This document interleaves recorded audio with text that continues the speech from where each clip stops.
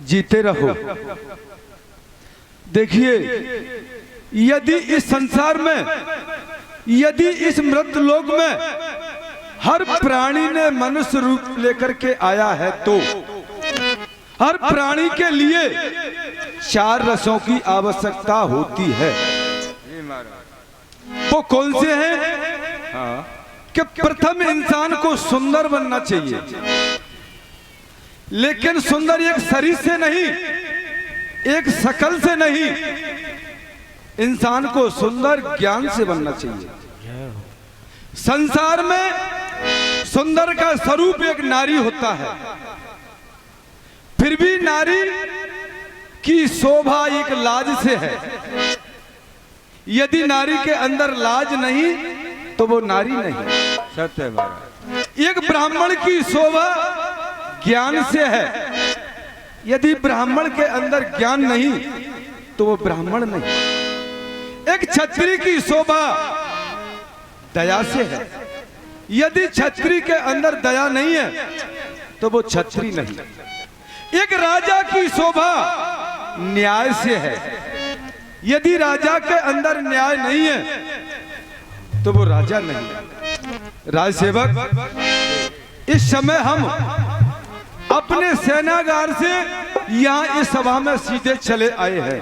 जी महाराज। तो हमारा कुछ ये मुकुट टेढ़ा हो गया है, इसलिए दर्पण की व्यवस्था की जाए, हम यहीं पर संभालेंगे।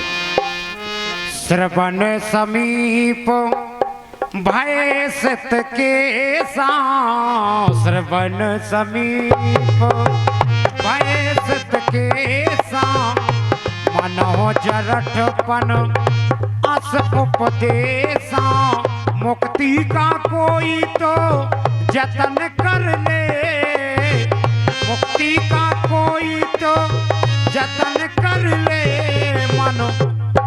मन थोड़ा थोड़ा हरि का भजन कर ले।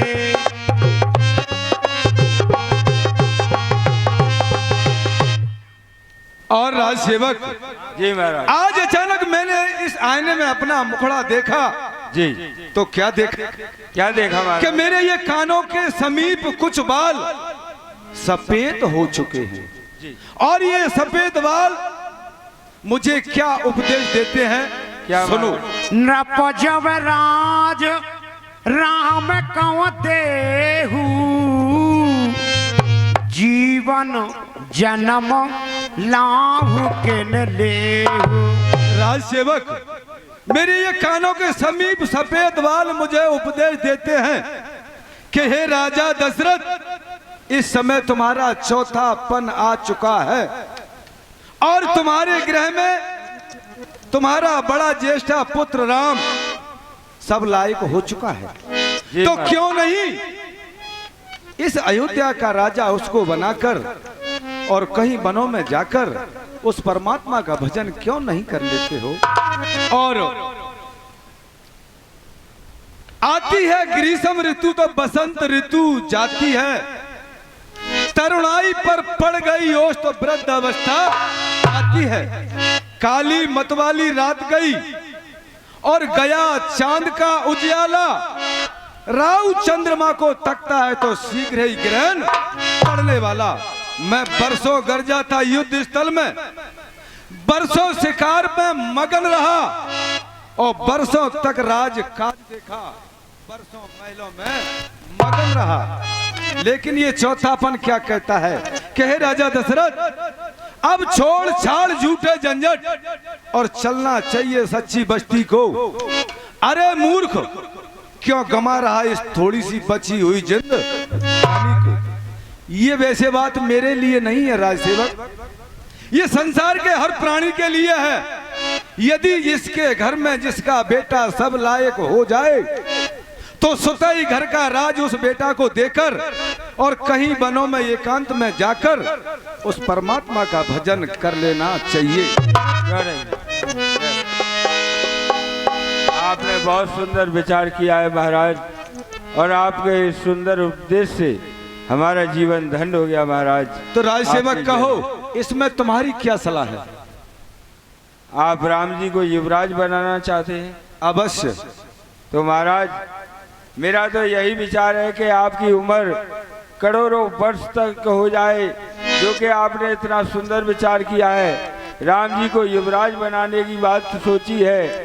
आपके विचारों से महाराज हम और हमारा जितना भी सेवक समूह है वो सभी आपके साथ में हैं, आपके विचारों से सहमत हैं। क्यों नहीं राज सेवक, सच्चा मंत्री वही होता है जो अपने राजा को सच्ची मंत्रणा दे, उसी को सच्चा मंत्री कहते हैं।